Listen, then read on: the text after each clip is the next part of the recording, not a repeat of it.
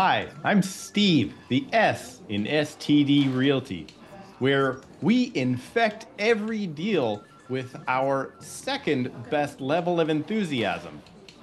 I'm TK, the T in STD Realty. Remember, when you choose us, you're not just choosing a real estate company, you're choosing an experience that is persistent and will follow up with you for the rest of your life. Darryl here. I put the D in STD. We're absolutely going viral right now because of our second-rate services and our second-best marketing plans.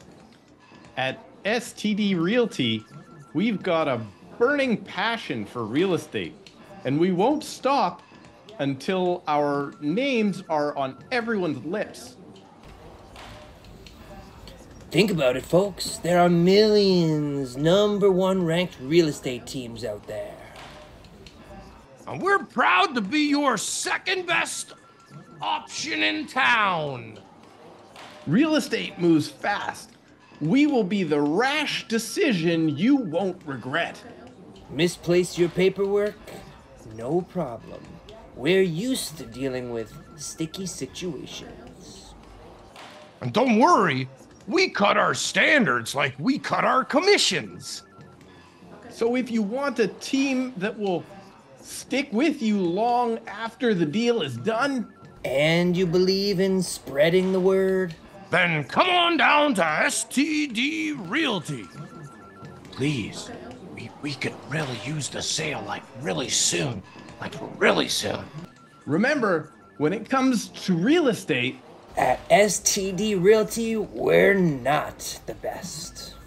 But we're not the worst either. We're number two. Who writes this shit? I have to talk to my agent. It must be time for the Canadian Real Estate Show.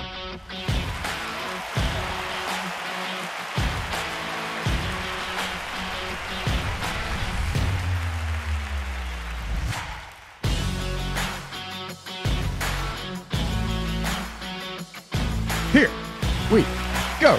TK, the skits are back, and we are in full effect. They're happy.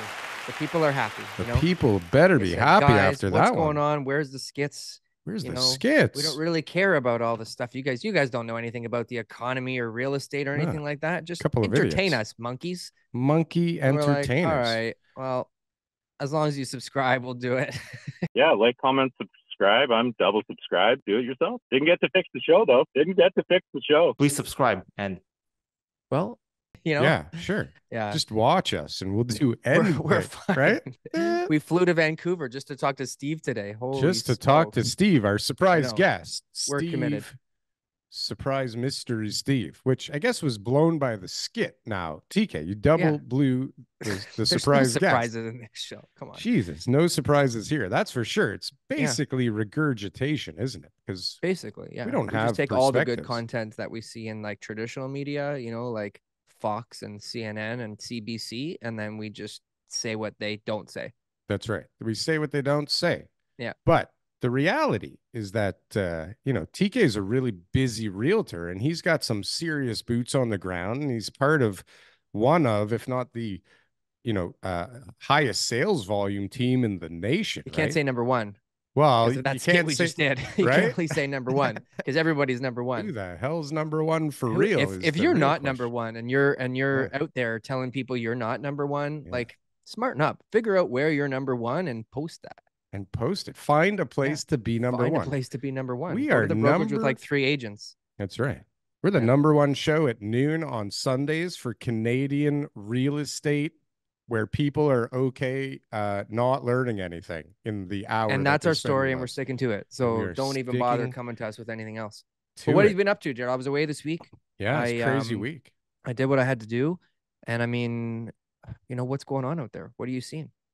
What's going on? Well, let's talk about quickly. Can we talk about this? Hopefully you don't have to cut this out of the show. Okay. But buying properties right now. buying land deals. Yeah, that's Buying, what I wanted to talk about, actually. okay. It's like there's no good deals out there at all, but But there's there's guys starting to be shopping. deals. Yes, people are And not only we have shopping. competitors right now out there shopping around, and we are It's not. fighting tooth and nail to be able to get our hands on some properties. Ooh-wee.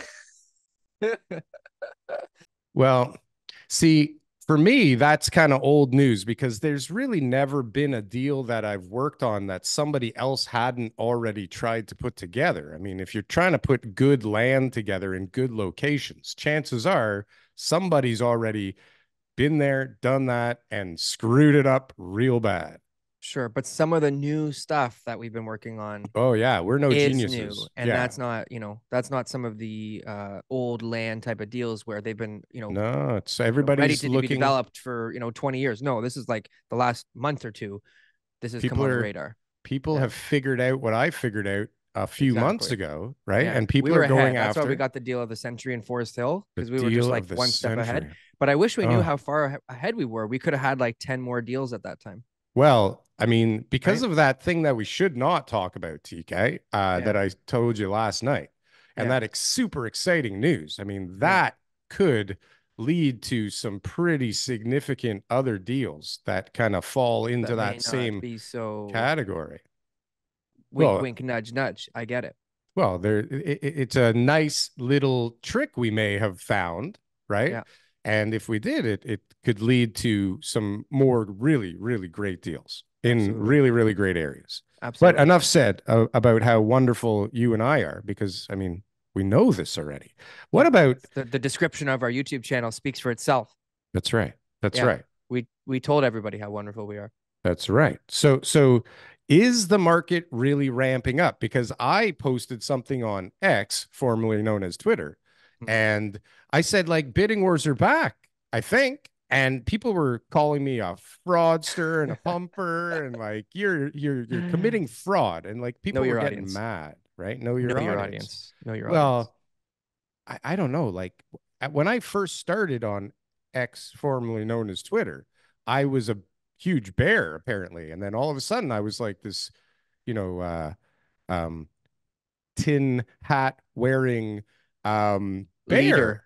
bear, right? I became a bear all of a sudden, and now it's just a mess. What's going on in here? Why do you need to be why do you need to be a bear or a bull? Like, I don't get it. Like, you have to can be a Christian bearish, or a Jew. You have you know what to I mean? You can be a bear bearish or a and bull. then you can be bullish. Like, there's no camp that I need to be on. There's times where I'm like, listen, the market right now has got a lot of stuff going on in it and you got to be careful.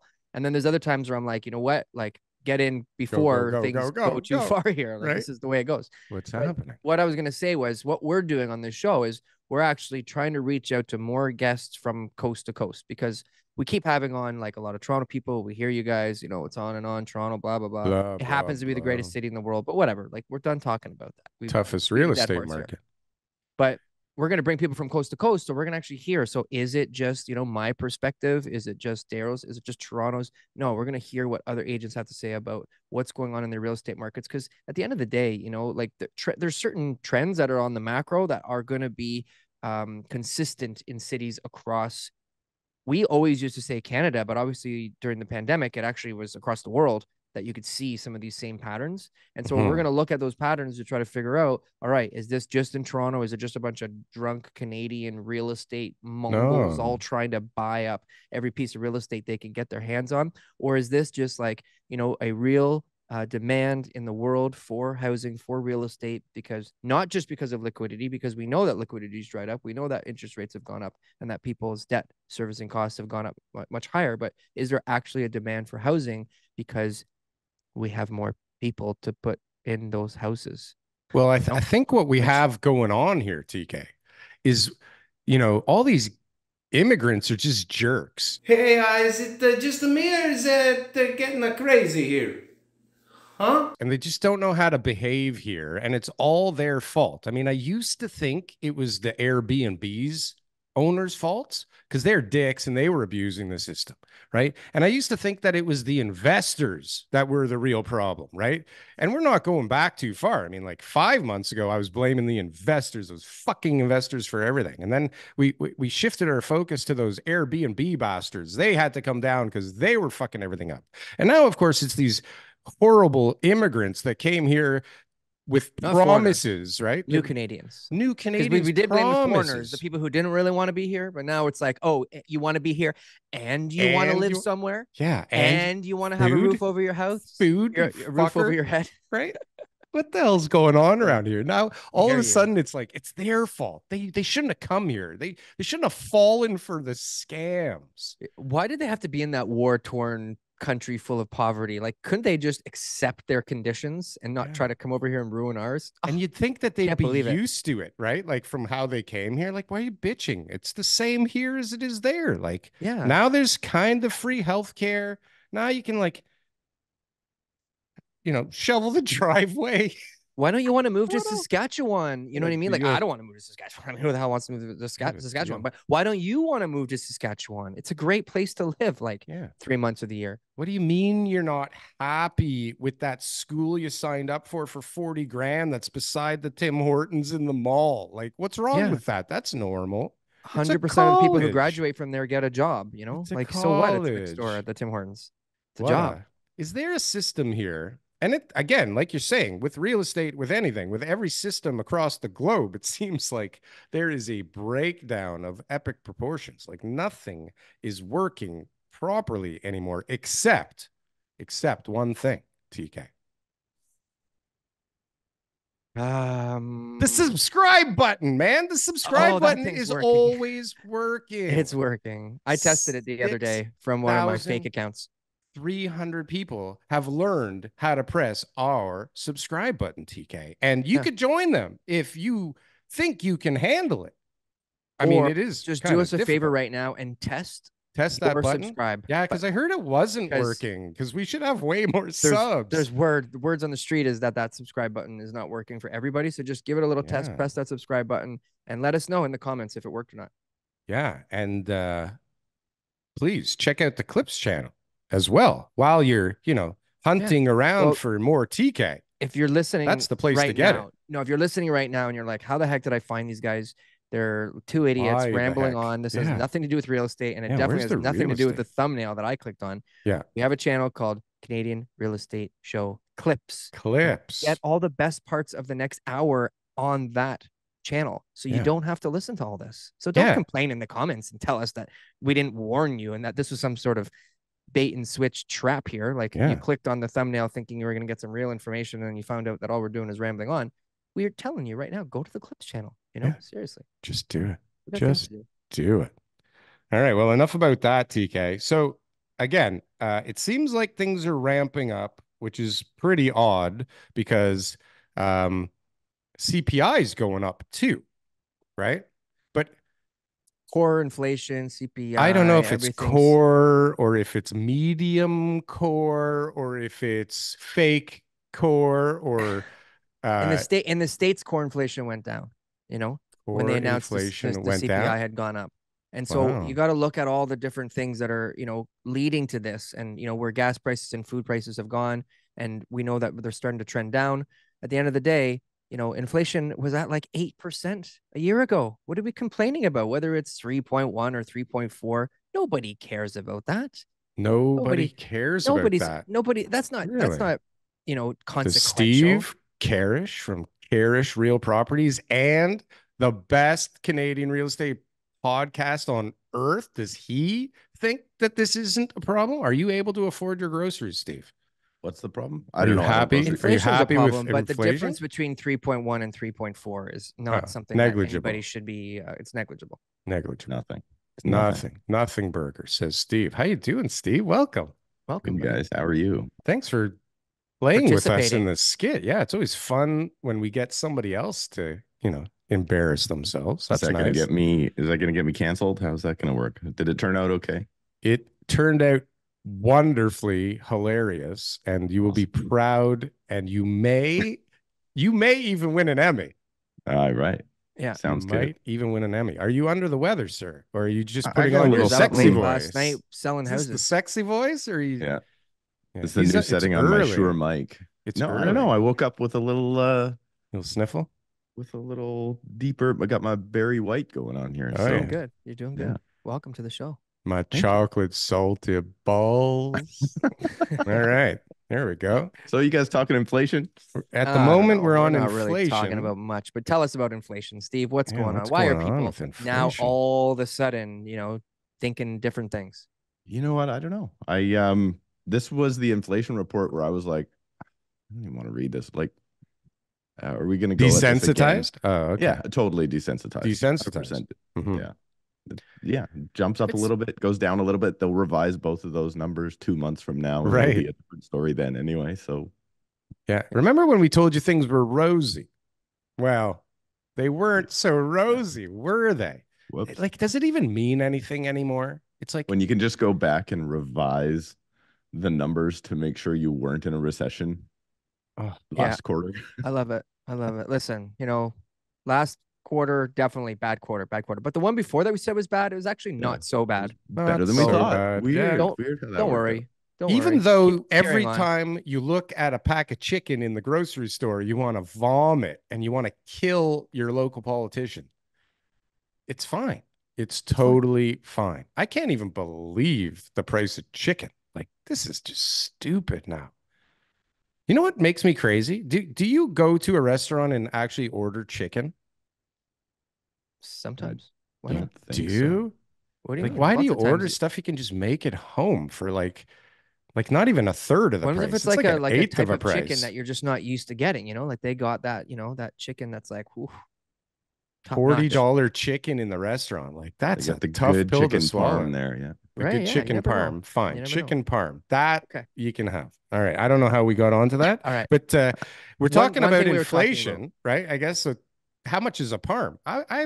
I went to a restaurant the other day.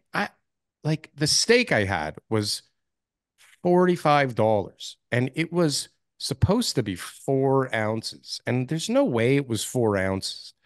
It was the tiniest little thing I'd ever seen in my life. It was a joke. It was like 2 bites. Like, what the hell's going on here? Well, I just came back from West Palm, Florida, and the steakhouse that we went to, which was apparently the best steakhouse, and I was thinking like, hey, I don't know what you would think a steak would cost, but definitely maybe the same as it does in a nice steakhouse here, but of course it's US dollars. And it was like there was like 120, 130, 140 US. And I was just like, whoa. But then when they brought out the cuts, I'm like, these are like seriously like big dry aged pieces of meat. So they didn't have shrinkflation. They didn't bring you out a smaller these piece were like of meat. American sizes. American These were size American sizes. meat. Like we don't have steak that big. It's so different But there. it was like, pricey. I don't even know how people think that Canada and the States are anything close to each other. Like the only thing that's close is the border. Like everything else is totally different, right? We don't even speak the same languages anymore. Totally different. So I used to spend a lot of time. One of my best friends is a real estate agent in the States. And so I would do the 2-hour drive to Seattle all the time when we were hanging out. And I can fly to Toronto, and we are much more like the people in Toronto than I am the people an hour, 15 minutes across the border where I am. Yeah. It is like going into a completely different world. Are you that close to a border? Yeah. Wow.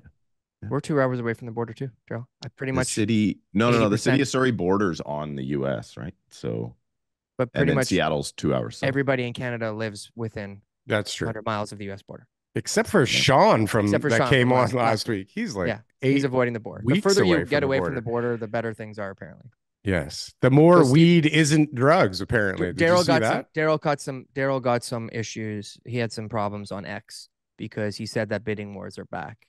Yeah, and people told him that he's a traitor and a fraudster, humper, and that he's an humper. embarrassment. He's got that project going on now, so now he's got to pump the market. I've got to pump the market. Create some hype. So tell us, Steve, we're actually going coast to coast over the next month, trying to find people to give us information about what's happening in their cities. You're our BC guy. What is going on? And you sell a lot of real estate. So this is not just like some guy on YouTube who is like, making videos because he heard stuff. This is like, what is going on in your business, selling all those homes? What are you seeing? Like buyers, sellers? Give us the Well, it lowdown. could just be our business, but our team is set to experience our busiest January of all time for new listings and number of sales firmed up. Whoa, slow down there. We're in a recession. Holy. Didn't you hear? We got problems out there. People are struggling. Yeah. So we're starting to shit. see, we're not really seeing offer dates yet, but we probably should. Are not seeing offer dates yet. What does Not that really. mean? Just for the layman's, no what bidding does that wars, mean right? when you say So that? you're starting to see properties pop really quickly. Like if you're waiting for the weekend now to see those properties that just came on a Wednesday, you're missing the good ones. And so what about pricing? we are seeing lots of I wouldn't say you're definitely not seeing craziness, but you are seeing an extremely busy market. We're at currently for the month of January 50% more sales than last January, which was super. On your team? No, on the board. On the board? Okay. We're gonna do at least 5x this January for our team. Nice. And last January was good. I don't even remember. What was January? It was good. Last January was the worst January I've ever had on my team. Oh, okay. So 5xing that, is that like back to normal? Is that better than normal? No, it's double average. It's double average for us. For us, yeah, it is. Holy. So what is this attributed to, Steve? Why is this happening? I think we're seeing a lot of people that are finally viewing some opportunity. I think a lot of people have got used to the temperature of the market. So does that mean that pricing has dropped and kind of steadied now? And since people are the like summer, so everybody remembers 22 in spring into summer, our market in detached dropped 30%. Then it went back up. Whoa. Now it's actually come back down again. So when you do that constantly, eventually people go, oh, look at that. That might be doable now. And so we're starting to see, I think TD has a 5.09 5-year fixed rate. So if you're crunching those numbers, I did the numbers on my channel for like a move up buy. So you're going from a townhouse to a detached house. It's something like $1,500 per month cheaper to move now than it was in September. For sure, because you're like a point and a half at least lower, right? Yeah, those are good numbers. So if you can, and here where we are, most detached homes, at least 60%, probably have some sort of basement apartment in them. The new strategy, If you were looking at, let's say, $4,500 to $6,800 a month, somewhere in there, and now that's come down $1,500, and you're getting $1,700 a month out of the basement, it's not that bad, right? Your cost of living is going to be $3,000 a month or something like that, and that's the same thing that our 2-bedroom apartment buyers are paying for none of the benefit of somebody else paying off their mortgage. I think what you said there, that's the most important, is that the people are understanding how the market's working. So when there's getting uncertainty, used to it, yeah. So then when there's uncertainty, people are like, "Oh, prices just dropped 30%. What if that happens again?" And so that makes everybody really scared. But when they see that the market fluctuates, there's sort of a floor. The interest rates likely aren't going to like skyrocket from here. There's a little bit more stability. Then people know what to expect. They can do a 5-year fix right now at great rates compared to 6 months ago, and they can lock that in and say, okay, for the next 5 years, this is what my payment's going to be. It brings them comfort. It gives them consistency, and so then they want to move forward with their purchase. Where a year ago we just didn't have that. We're all guessing and speculating, and we're making videos about this and that. But really, I mean, we had just experienced a huge drop over the, previous, 6 to 12 months. So we really didn't know exactly how everything was going to happen. We didn't know what the Bank of Canada was going to be doing, but their announcements have been very consistent. Inflation's been steadily coming down, ticking up, ticking down, ticking up, ticking down.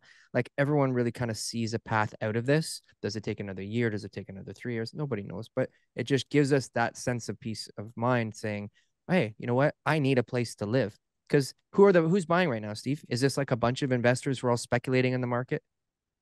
Most of my business right now is townhouse sale to detached purchase.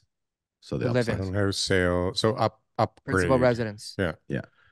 Moving on up. So it's a good time to move on up. How dare they want to be moving into a bigger house for them and their family? the nerve of them to do that in a market like this. Like, don't they know? Don't they know how bad of a time it is? They should. They know they how should tell their stupid kids they are for doing that, and that they should just stay in their townhouse forever and rot.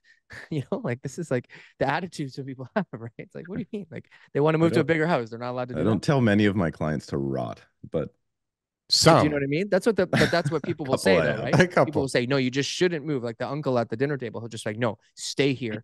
Pay it off. Pay it down. 10 years from now, you can move into that detached house when your kids are already grown up and they don't really need the backyard anymore. I went through it. I had family. So I had family that wanted to move, and let's call them an elder statesman in our family telling them, don't do this. This is crazy.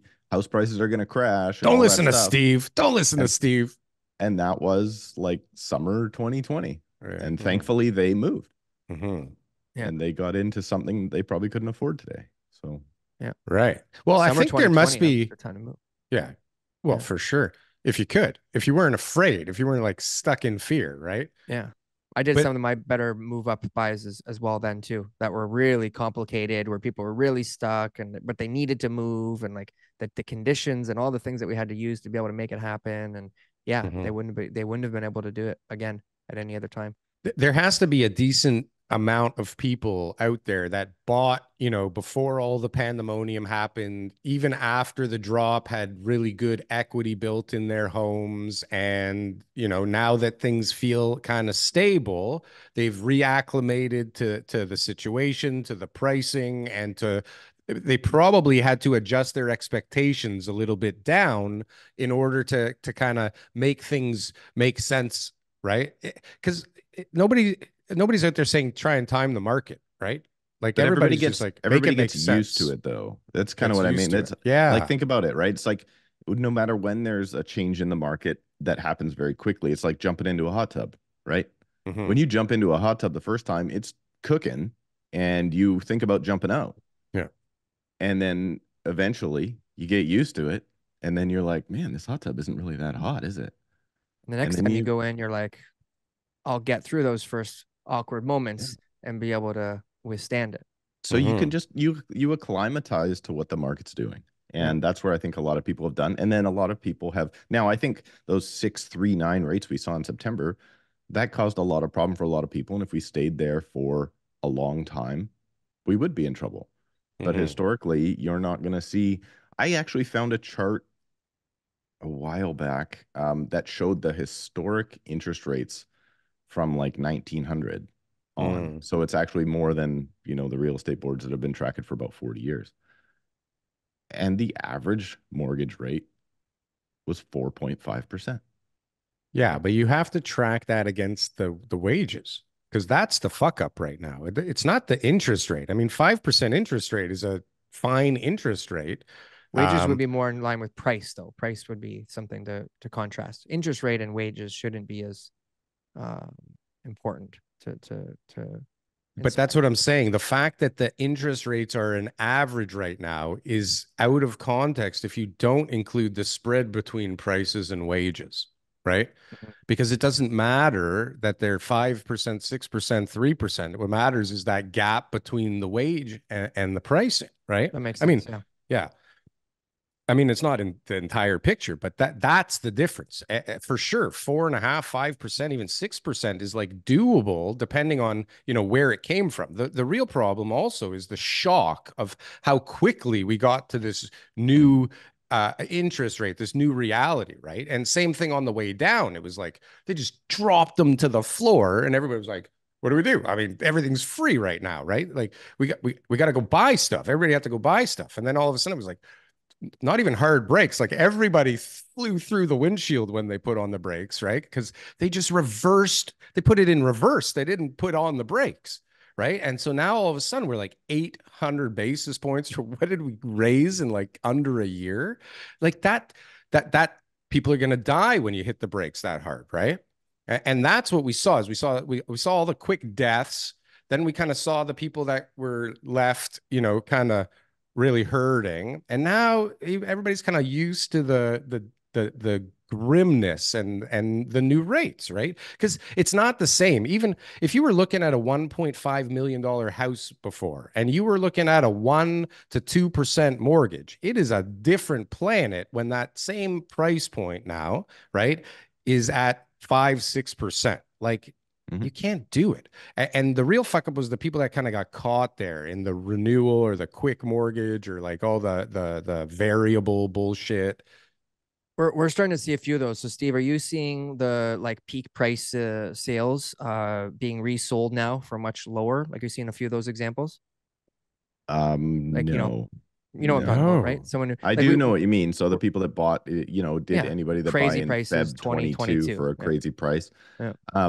So I have a guy that bought, I want to say November 21, so it was right in that frenzy. Horrible timing. So he sold a house, he bought a new property, and he has just life events happen, and he is now looking at selling that property and moving to a different style of property again. Mhm.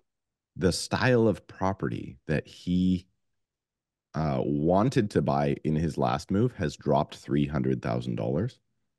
How And the much is style of his? property that he did buy that he is now looking to sell has gone up at least 100 grand. What? Okay, so give us the property types here Okay. so we can make sense of this craziness. So just to I'm just going to summarize it here, okay? Because this is also really important. Is that there's going to be examples of people who sell for a loss, but it doesn't necessarily mean that that is what the market is doing. So just because someone bought for 2.2 million and then had to sell it for 1.9, and you're like, oh, $300,000 less, it's gone down 300. It doesn't mean that all the houses in that area. One could be what Steve did there was like an overall market analysis of type of home where, yeah, that home type is more in demand, scarce, whatever. Right. And so the market dynamics are different. But sometimes people just grossly overpaid in 2022, and that they paid way more of a premium than every other person. And most of the time it happens like this. You're out there, you're making offers, in your agent's like, there's 30 offers, sold 400,000 over asking. You went in 200,000 over asking. We lost this one. We're going to get the next one. The next one comes in. There's 35 offers. It sells for $350,000 over asking. You were 180,000. Oh, don't worry. We're going to get the next one. Then you go to some other house. It's already priced a little bit on the higher side. It's not the same aggressive because of the lack of get inventory. me that house. There's still Get me 35 this offers, house, TK. And you say, well, the last guy sold for 400,000 over asking. I'll go 500,000 over asking. So they bring an offer for 500,000 over asking. Second place, because there's no open bidding, was 350. So they overpaid way more than the second place guy. And so now they own this home that, obviously is way beyond. They got a variable rate. They can't make those payments anymore. They're forced to sell. And prices really didn't go down, let's say 500,000. They only went down 350. But because they overpaid 150, they'll take a $500,000 loss on that one plus expenses. And it's a perceived like, oh, the market went down so much. But a lot of those situations that I'm seeing, I'm like, nobody else was willing to pay that high of a price, even in February 2022. Don't forget somebody appraised that fucking deal. Are you a real estate agent and you're looking to make a change? Anywhere in Ontario, guess what? We're hiring. Franklin Associates, #1 team in the GTA for all RE/MAX teams, #1 team for all teams from all companies for number of units sold throughout Toronto. So if you're looking to make a change, best decision I ever made was to join Franklin Associates. Go to jointeamleo.com and we can set up a call. Right. This particular property that I'm thinking of, when I track the style of home in the area that they bought, the trend line is still going up. I've actually got 2 listings in that area right now, and they're basically, they're selling for more than the last ones did in the summer, which the rest of our market has come down. But the place they're looking to move to on the trend line since the peak is down at least $300,000 all the way around, like in that whole section. So they wanted to buy that type of property originally, but it just wasn't feasible because they were selling for like 1.7 million and they could only afford 1.3 to 1.4. Now those properties they wanted are selling for 1.3 to 1.4, and the property they bought is selling for 1.4 or more.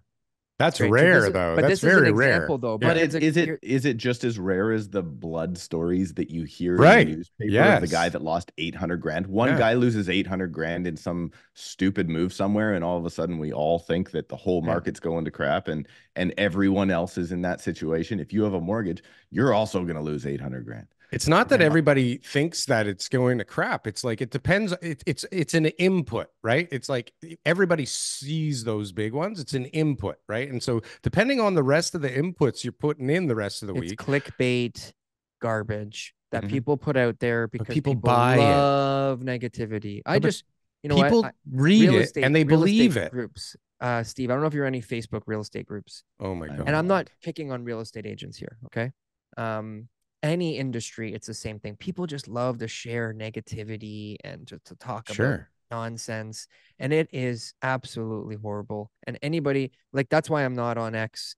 The negativity stuff, it just eats away at your life. Believe me. Anytime I'm there, I just leave the group. I'm like, all right, I'm out of here. See you later. As soon as I get to that I type of can't stuff. even go on Twitter anymore. The Didn't example our that first Steve- podcast, like, didn't I tell you, Daryl, to get on that stupid platform? Yeah, probably. But He I'm loves still it on because there. You're I it hate it feeds now. into that part of you. We all This- have that inside of us. this and you one have is to I'm a just, like, negative fighter enough. though, right? Like Yep. I'm a fighter. So I Dude, go in it's- there, like if I'm in a bad mood, and you somebody's lose. getting it. It's a lose-lose. It's Yeah, a lose-lose. I lose. I'm That's guilty why I of that don't- too. That's why Fighting I don't in- read the second comment. When we get comments on YouTube, I Yeah. respond to every comment. Yeah. The second reply, the next thread is where the negativity lies. Yeah, or the I know crazy it's there, so comment I come. don't even look at it. I don't even pay attention. I gotta get reply, better at reply, that. reply. It's If you fun. reply a second time, I didn't even see it. Yeah. Because I have no interest in it. Steve's I know a what's fighter there. too. I know what's Steve hiding. likes a fight for sure. Daryl right? and I are Yeah. a little mental. It's often just me and Daryl going back and forth with each other sometimes. You guys are so. telling you, avoid that, man. Avoid it. First Hey, I thread got- only. He's I brought- smart though. He's I not brought on two Twitter. stories. I got two stories here today. One has to do with my background. What's and your the other one background? has to do. That's the Beautiful. beautiful city of Surrey. Oh, yeah. Sorry, we're Looking in to Vancouver, the west towards Daryl. Vancouver. Yeah. See, you guys are actually like right back there. Right I can back see you. there. Far away. Yeah, in one of those towers back there. But we just assumed you were like in Vancouver. Hey, So I got that story, or I got my foreclosure story. let's hear them both. Oh, yeah. Which what you're one here do you for. want? Part Pick A. one. Let's go foreclosure first. Foreclosure. Okay, so I had a big bank foreclosure. What does this mean? You had one.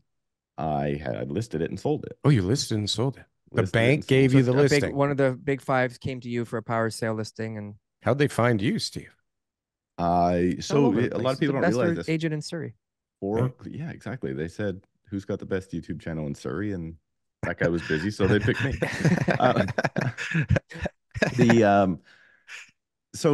How you get those listings is actually the company as a whole will have a mortgage department, and they'll actually hand them out to their mortgage specialists, and then those mortgage specialists will use them to build relationships. So it just came through a relationship I have with that bank. This particular one started more than a year ago. Not the foreclosure started. I started involved in the process more than a year ago. Oh, God. So who do you think got foreclosed on? Who do I think got foreclosed Ooh, on? well, as a realtor. Was it Steve Saretsky? You You? got foreclosed on. Was it you? So That's just the name of fella- this video. Steve Yeah. Saretsky I'm goes into confused the- default. I'm confused about the question here, Steve. So Sorry. who? So the Steve seller. got foreclosed in- on. Steve in Steve owns your the house. mind, in this market, Yeah. who is the person that gets foreclosed upon? Okay. So a 2022 peak priced property buyer on a variable interest rate. So this guy has owned the property, I want to say, since it was new. So I want to say it was 2010 or 2012. It was a Okay. condo. Condo buyers. Owned since new. One owner the whole time. I happened to have got into I didn't get into the property before when the owner was there because he had to be removed. It was a mental illness situation. Like full hoarder. I'm talking peanut butter jars and newspapers taller than you can stand. Like it Might need him again. it was bad. Yeah. This guy has not paid his mortgage since pre-pandemic. So this is the type of foreclosure you get. It's not that 2022 peak buyer. Yeah. Like, No. it's some guy that's got mental illness, that's got problems. Anyway, so it takes like 3 years to get the court order. Well, hold on a sec. I wrote down somebody sent me an article and it said some bankruptcy specialists say they're getting more calls from pre-con buyers. Yes. I thought that's where you were going, but you're going the Let's hear the rest of the mental story. issue route. Well, Yeah. let's go. So that's just the guy had problems, right? Yeah, Sure. And those problems were not market related. Right. Yeah. So that's like your any type of economic condition type of power sale. I wonder how many people there are that just have like a mental breakdown one day and go, you know what? Fuck it. I'm not paying this fucking mortgage anymore. These motherfuckers, it's enough. Go fuck yourselves. Let's go. Good Now, day. you kept saying the word foreclosure. Yeah. Do you guys do foreclosures in BC? That's what it is. Power of sale, foreclosure, same thing. What's Same the thing. difference? I don't know. We only call them power sales here. We never call them just languaging. So it's a court ordered sale is our technical term. Okay. So the through a long period, the bank eventually gets power to sell the property. Yeah. Then I got involved. This is more than a year ago. We try and gain access to the property. That took almost another year. No, that took another year to gain access to the property. To get the So next time the bank calls you for this shit, you're like, to actually like physically get in. This was shit last time. I want 8%. Oh, well, that's the other thing. They don't pay that well. either. Right. What a fucking deal. Yeah. Oh, you don't They do not want to pay be the well. guy who's only doing bank power sale listings. That's You for sure. do not. You do not. So anyway, another year later, finally the owner is removed. So he's now out of the picture. The place is so rough that the flooring needs to be removed. Like, it's just bad, right? So we go through the whole process. Now, this is, Darryl, you'll love it. I go in, I do my assessment. The appraiser comes in, does his assessment. The appraiser says to me while we're in the listing, what do you want me to put on here? well, I was actually afraid he was going to do exactly what he did. And so I actually said, hey, I literally had the recent sale 2 doors down. So I said, we just sold that one for this.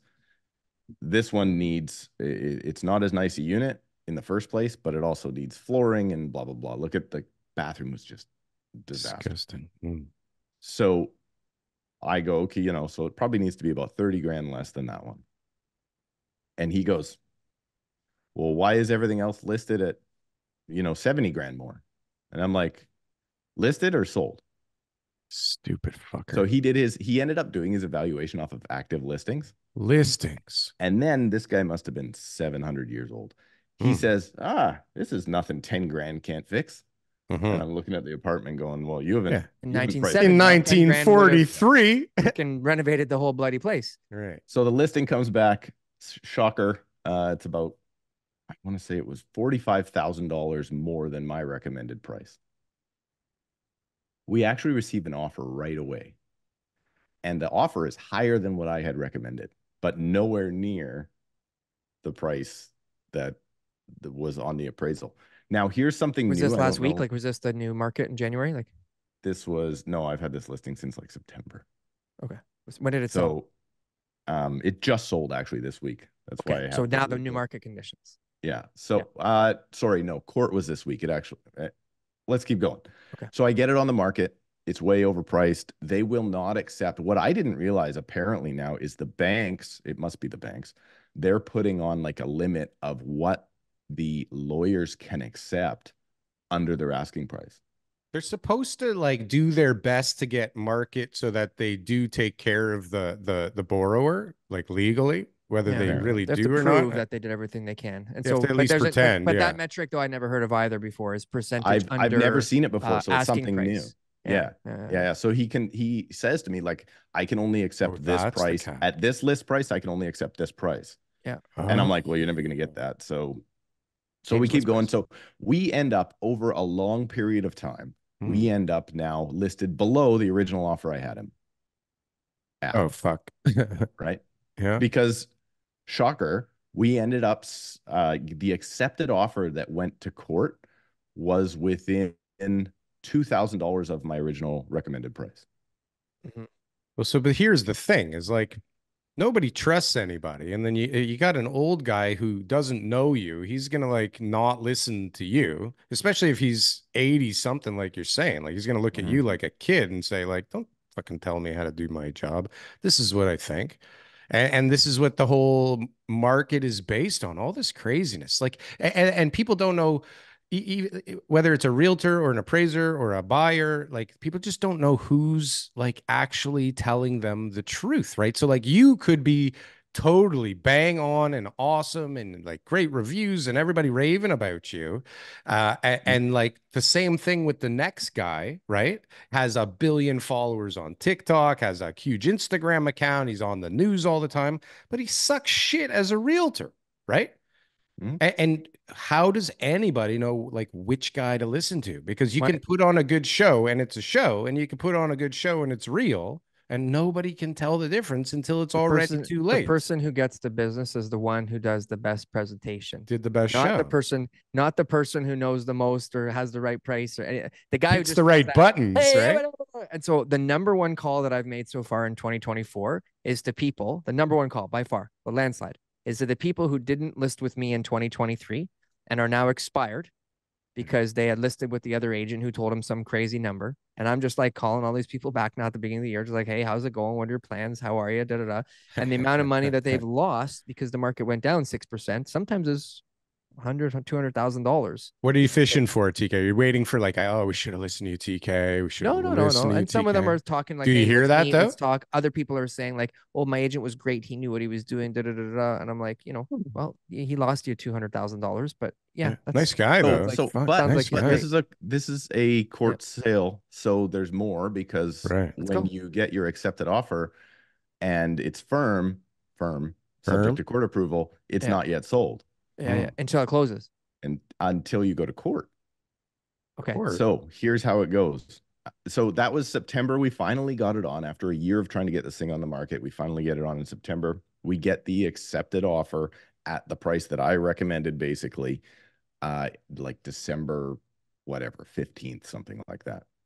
Unconditional offer. Buyer rescission period doesn't apply because it's court-ordered sale. It's one of the exceptions. And then we file for court.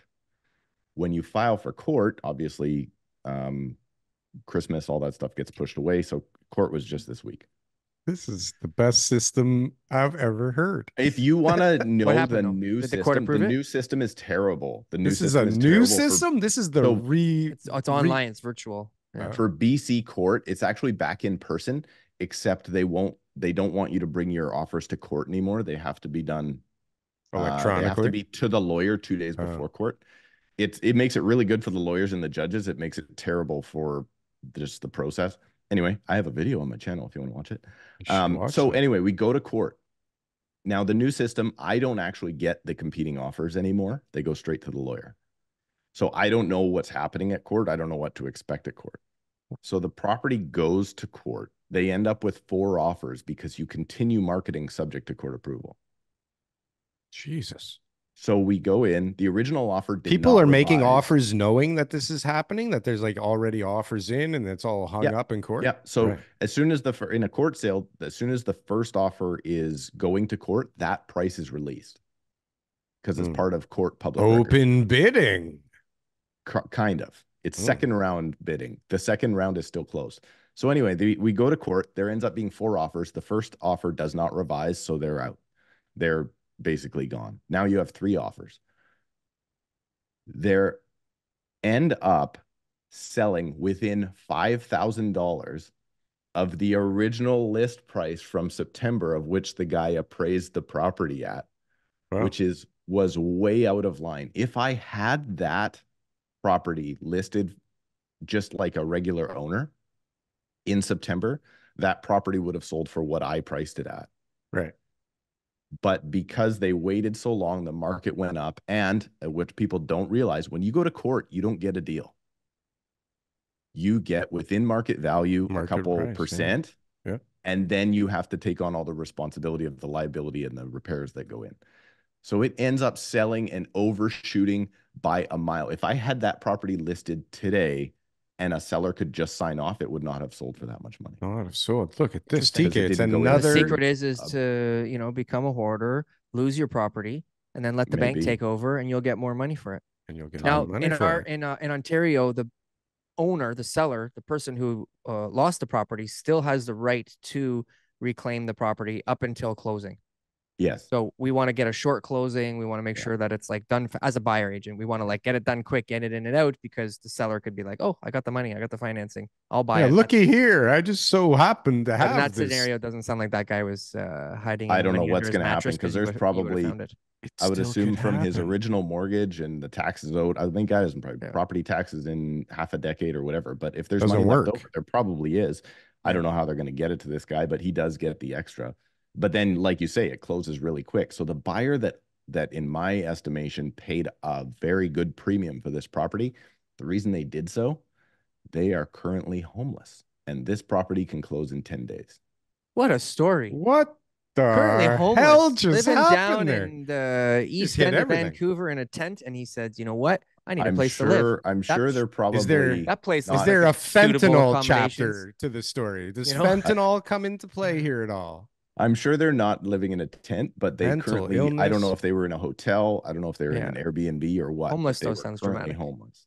Sounds- And they Wow. needed a property as quickly as possible. So now they found one with a whole bunch of renovations to be done.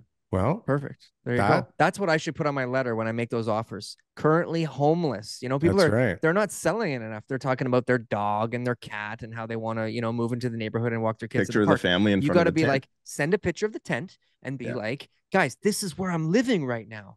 I'm Yeah. living in the park down the street. I need a place to go.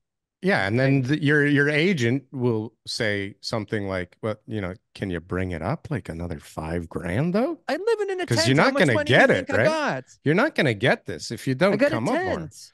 Listen, I'll give you the tent when I move in. I'll make No. that part of the deal. I don't need a Total- tent. Hey, total side note for the open bidding close, like you guys have that ability now in Ontario. We actually had somebody on from Final Offer, which I think is going to be the solution. Worst episode views of all time. Worse than public- the one people we were were just interested. on? I thought ours was ours okay? Were we happy with last week's episode, or Yeah, what were the views on ours? because I feel like everybody got Steve? tired of us after they watched you and they didn't watch our show because That ours was could a be. dog. Yeah, Right, well, TK? that can happen. But anyway, so we had somebody on, and it wasn't last get week. an It was a answer. while back. But No answer. the That's not public good. doesn't care. The public Right. doesn't care. The public does not care about Buyers- learning more about open bidding. Some They buyers don't. do care. Some buyers do care. My daughter, she's an But admin the in a public real overall estate is office. like, listen, I just need a place to live. She just told me last night at dinner. She said, "You know that you can make an offer in an open bidding situation and have a clause that says that your bid cannot be open, That's and not they true. still have to let it No, in." No, no, she's So wrong? yeah, she's wrong. Yeah, but every agent is saying that right now. So I was talking Yeah. to a lawyer about it. So when you Oh. sign under seal, your offer is irrevocable. There is no clause you can put in there. That's what irrevocable means. So you have to cross out the seal on page 5. So then you can Isn't- sign it and you can put in a clause. But if you don't do that, irrevocable means irrevocable. Isn't it hilarious how everyone wants to know everybody else's offer, but I don't want my offer to be known, right. which is the But whole some fucking buyers- reason we had closed bidding in the first place. It's called Yeah. poker. Some buyers are like that, and so they think that they've got a way to around it. You have to cross out the seal, otherwise you're signing under seal with an irrevocable time and date. That means irrevocable. It's like contract law. You can't just take it back because I put in a clause that said, you know, there's only 2 monkeys, not 3. So So does that mean that for every clause that you put in?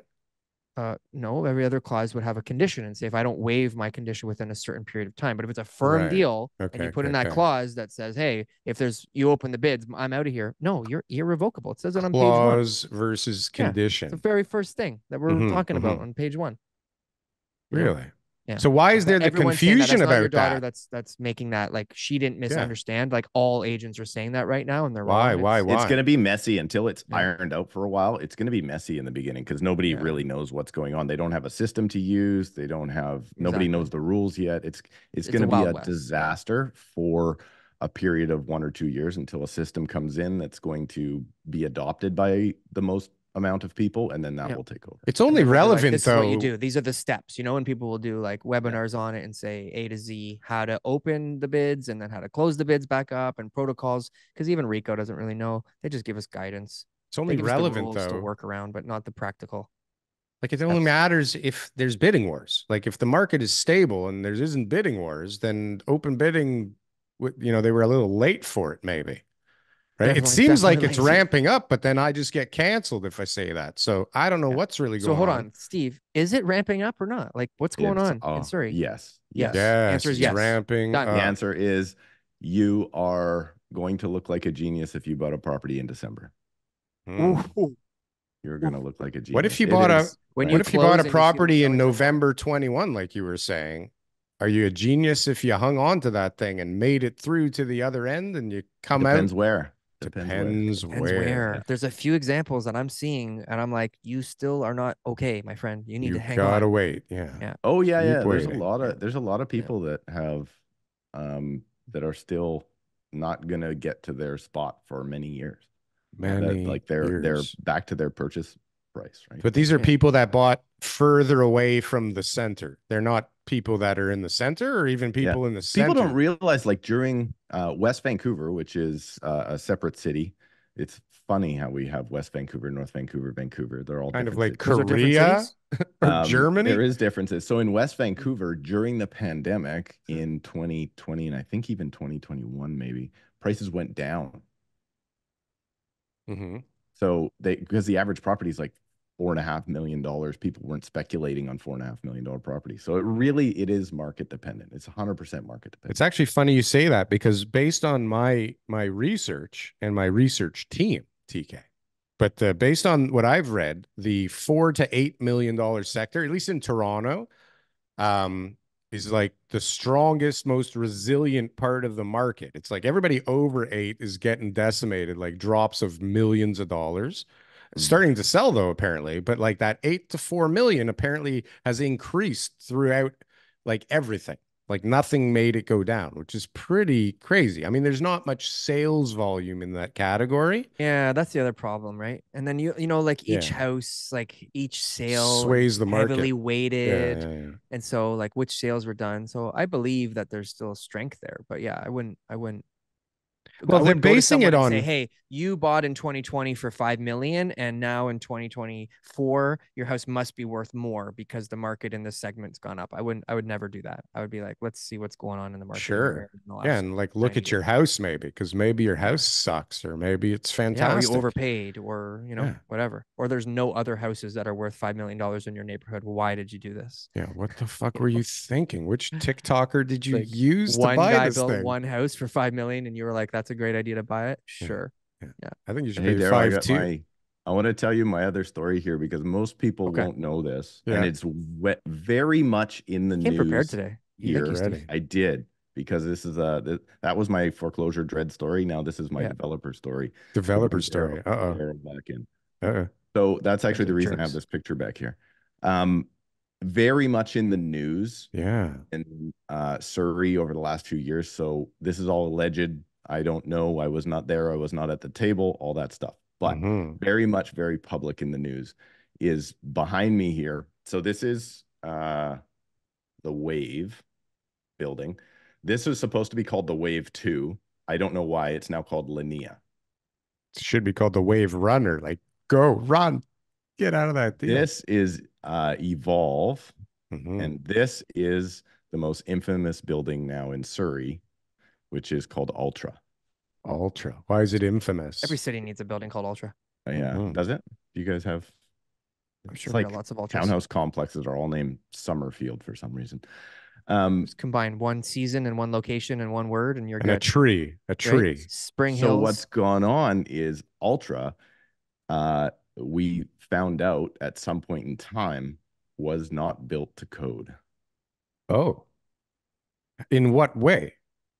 That is which code? Interesting story. So it apparently is not built to today's seismic requirements, meaning seismic for earthquakes and wind sway, I believe, or whatever that is. I don't know how that yeah. Wind is a big factor on these Bad So it's boys. not built to today's standards, apparently, according to the news story that I read. What year's standards did they build Right? it And to? like the ones built 30 Funny that years the ago were? developer picks that up immediately. Yeah. Right. That's actually, that comes into the story. Hmm. So now this is the part that is all hearsay. And this is only because I have spoken to somebody who is in the development world in this particular block, and they've been involved in the companies.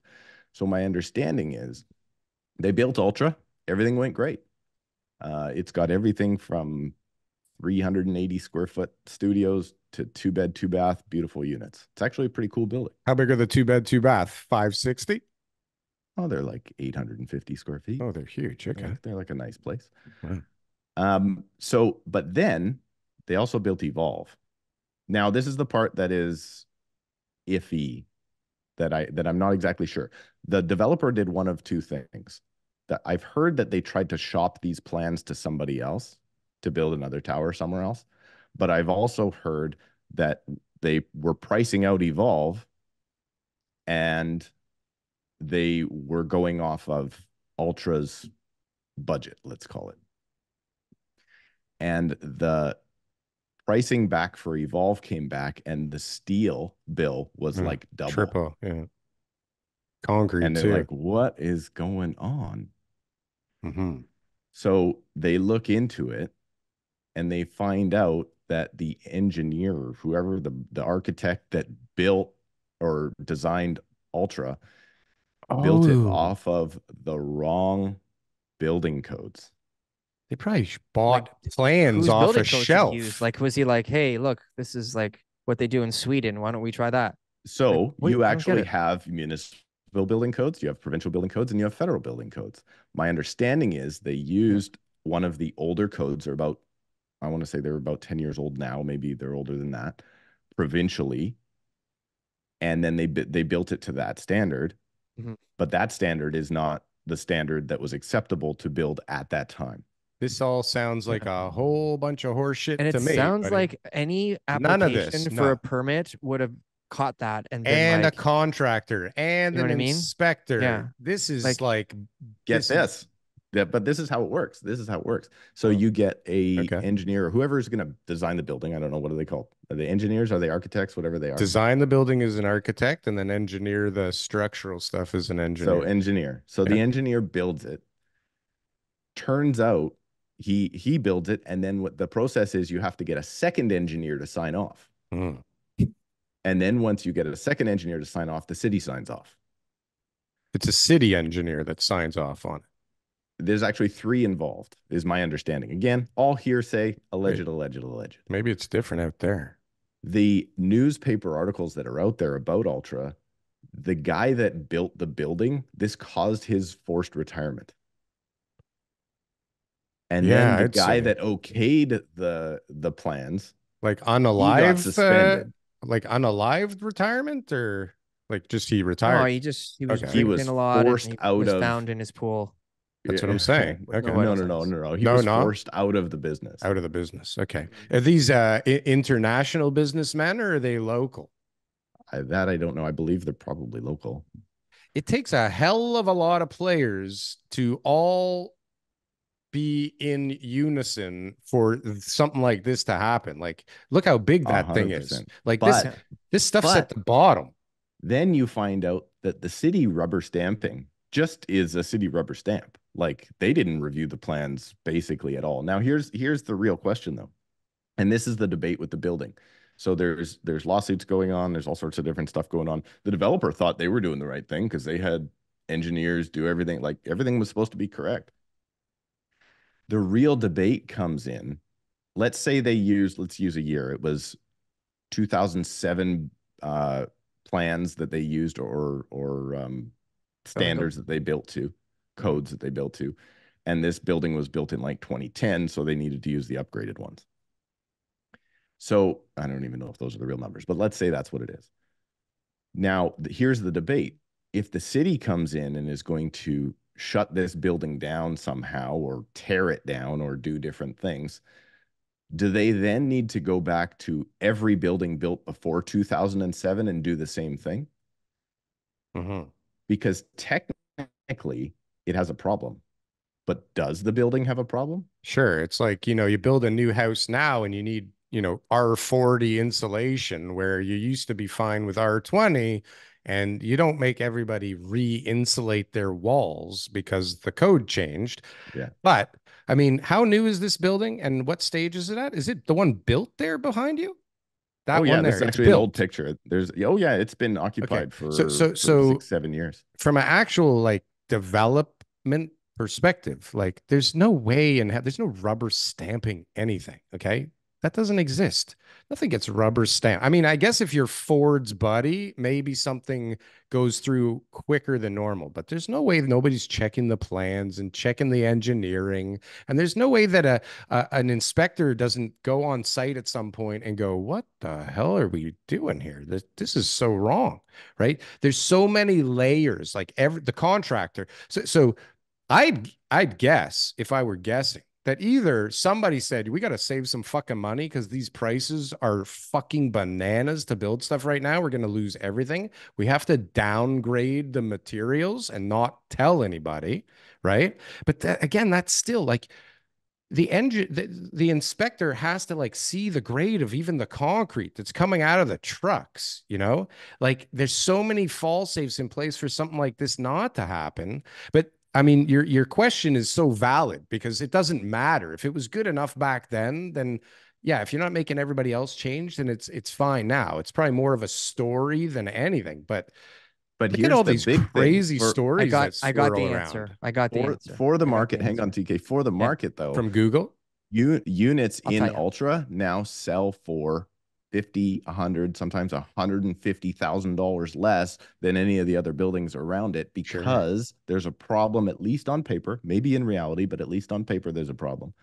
And financing is near impossible. Impossible. Sure. That building's fucked. Like it had a murder. This is what happened. Okay. So in Quebec, there was a story going around that we all knew about, that this guy built this big house in Quebec on a street, but he built it too close to the road.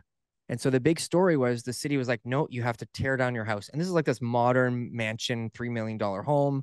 And so it made the news a couple of years ago. So I was following it. And then I remember last year, the guy appealed it because they were like, you have to tear it down. So he took it to Quebec's Court of Appeal. And basically the Quebec Court of Appeal basically said, look, the city approved you to build this building. So they can't go back now and say you're not allowed to have it in the location that it is. And they overturned their demolition order, and the guy was allowed to keep it, and that they won the fight. So in this instance, I mean, they didn't build the house that's going to fall down and be dangerous. Maybe there's a higher code, maybe there's a higher standard, but at the end of the day, if the city says, well, you as the condo owners have to go and invest in re-supporting the building a certain way, they would have a case and to appeal that and say, hey, no, we don't. Like, you guys were the ones who were supposed to make sure that this was built properly, and you guys signed off on it, approved this drawings, rubber stamped it, quote unquote. We shouldn't have to pay for this. And to me, like in my totally non-legal opinion, that, something like this in Court of Appeal would have some precedent, and that they would look at and say, no, city, you screwed up, so. That's why I think the city has no appetite to actually really go anywhere with this. I don't know what they want to do. So many people that should be fired because of this. It's crazy. And people should go to jail because of it. If it's the case. But do you understand how many people had to be complicit in this happening for it to actually happen? That's what they've done. So if that's what happened, it caused a guy to lose his livelihood. Yeah. He is like, so he actually has to have a license to be an engineer of some sort, some regulating body, and that was removed. Yeah, it should be. That's gone. Also, the guy that checked his work. They should do that to appraisers. They should do that to appraisers. They do it to appraisers. Take that guy. Look at what you just did last year. Take insurance that an appraiser away. pays, Darryl, is like a huge premium for their insurance, right? And so if they end up having to go to errors and omissions, get challenged, I know, but that's the fucking like worst insurance on earth. The premium goes up until eventually you're uninsurable, and then you can't be an appraiser anymore. So there's repercussions.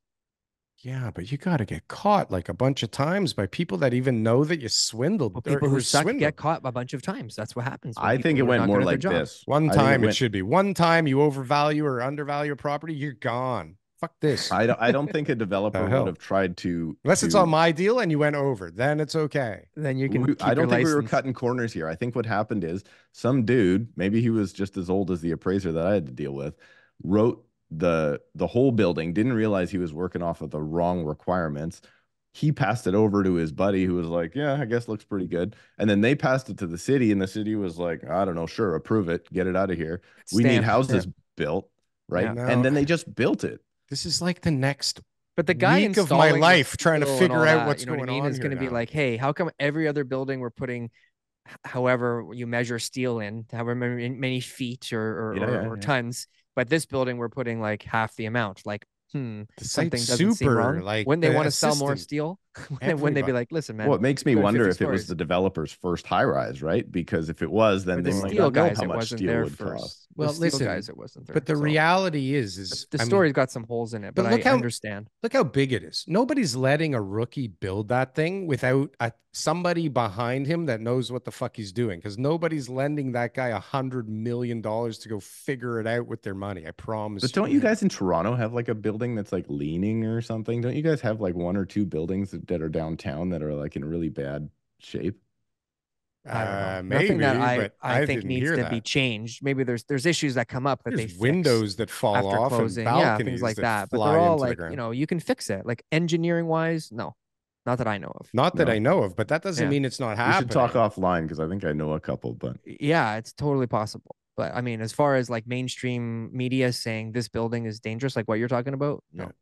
I know that they have got a little litigation-y in the past, so I got to look into this thing now forever because I got to know what's going on in this building because this is crazy. This sounds like a bunch of crazy. It sounds like at they least don't from know my what perspective. they're doing in BC and that they need to take a page out of the Ontario developers book because we know what we're going. we know what we're doing. No. We're building houses. We're building condos. you know, It's a lot of the problem is same they guys. They built it to the Toronto codes, and then they realized Maybe that that's the those were problem. Maybe that's bullshit. the problem. Right. We don't have earthquakes. That's why Toronto's the greatest place on earth. We don't have earthquakes either. We just scare people into thinking that they're going to happen, like the real estate market crash. You got mountains though. People think maybe they're volcanoes. Maybe they are volcanoes. There is a volcano. Oh, not that way. The other way. Mount over Baker. here. Is it Somewhere. this one? I think this one looks like a volcano I to think this me. one's a that way, volcano I for think, sure. yeah. 100%. Look at all the It's gotta be. people underneath that are That going to building get right creamed. there. They better be like super careful. Just Have look you out s- for smoke. Have you seen what's And going take all your on belongings in to high ground. Is it the North Pole? Where is it? There's like a volcano somewhere, like Iceland. Iceland. Have you seen that? Like the ground is opening up on people's houses. This is like in rural areas. The ground is lava all of a sudden. I know, but it's Iceland. Like, you know, the whole island. That's is the whole just a fuck up. volcano. Yeah. This is what you Iceland's were not expecting when supposed you to got there. burn. Iceland isn't supposed to burn. Did you It's see? just one big hump of Saudi Arabia is green solidified lava. and Iceland is red. What is going make on? sense. What's the weather Doesn't like make over there now? Right here, it is so cold. We I just can't had even 16 believe inches it. of snow, and it was crazy. We came out of minus 15. Also, the coldest snap that we've had apparently since 1935 here in Vancouver over the last week. And I went out one day in minus 10 degrees, and screw moving to Calgary. That is terrible. I will take rain and 5 degrees in July anytime over minus 15 degrees or minus. Like, I couldn't imagine Calgary's double as cold as it was here minus last 15 week. today. Yeah, so I like expect the highs to be around the minus 15. After range feeling there. that, all those people that 2 o'clock in the moved afternoon, from you can go out. Vancouver to Calgary last year, they're all coming back. That was Like, terrible. There's our predictions. can you imagine being like a new immigrant or a homeless person that lived in Vancouver or Toronto that decided, you know what, it's too expensive here. I'm going to Calgary. Yeah. What a shock. Like, it's not bad enough you're a foreign student in Toronto getting beaten and taken advantage of. Now it's minus 80. Yeah. What's it like to move from New Delhi to minus 50 degrees in Edmonton? Right? Like, can you imagine? I mean, it's I we were don't know how talking many about people it, are doing it, but they I'm should sure be that they're used to the complaining about it online somewhere. The Indian Reddit. living conditions. Yeah. Steve, I like your hat. Thank you for joining us at 5 o'clock in the Great morning your hats time. all around. We appreciate you always supporting us every week, watching the show, commenting. Inviting us on 2024 is amazing for you and the team. It sounds like this will be your best January ever. And I hope 2024 is the best year ever. And if anybody's looking for real estate in Surrey, BC, we got a guy. And thank you so much for not putting your podcast on at the same time as ours and burying us completely. We really appreciate that. It's fun. Yeah. Right? It's We're fun. doing what we got to do. I love it. Steve? You guys are crushing us. Don't worry. You guys are doing fantastic. You guys We're have all doing good. two We're all okay. pipelines feeding a beast, We're all baby. okay. But We're if all- anybody is coming, we got a big one coming. So if A anybody's big one? still Is it listening to booked? this, Is it booked? Ooh. It is. I have a recording date. You teased It is us. booked. It is Good for booked. you. Way It's better coming guest up. than we're getting, Steve. We A are way not- better guest than your guest right now. That's for sure. You know, it's funny. Let's the one last thing, TK. I know you. We Yeah. we all have to go. Actually, I got to go get an MRI, so I got to really boogie. But Steve put out a poll last week to see, what combination of hosts the people want to see, and they voted me and Steve. But the funny thing is, Steve, like we did it once and nobody watched it. Nobody watched it. Nobody watched it. We should do that again. Maybe I should Yeah. have you. Let's do a live on my channel. Maybe Sure. do a live. We can talk like There you go. development or subdivision. Let's talk. Yeah, let's subdivision. do that. Everybody I'm loves gonna- to do that. I'm gonna Give the people what figure they out what want. happened over there. I think most people voted who's Darryl and TK. Actually, I saw the poll. That was But- it. Yeah. I was But I confused. voted that. So, Me too. I might have contributed to the numbers. Awesome, guys. Thank Awesome, you, Steve. Well, Pleasure. Thanks for catch you doing on the flip skit. side. Everybody, if you're still listening, right, TK, we want them to press that button, the red one. No, they had their chance. Only TK's at the beginning done. of the show. All right. You No more missed. subscribers. You See you next missed it. week. The button's off. Have a nice day.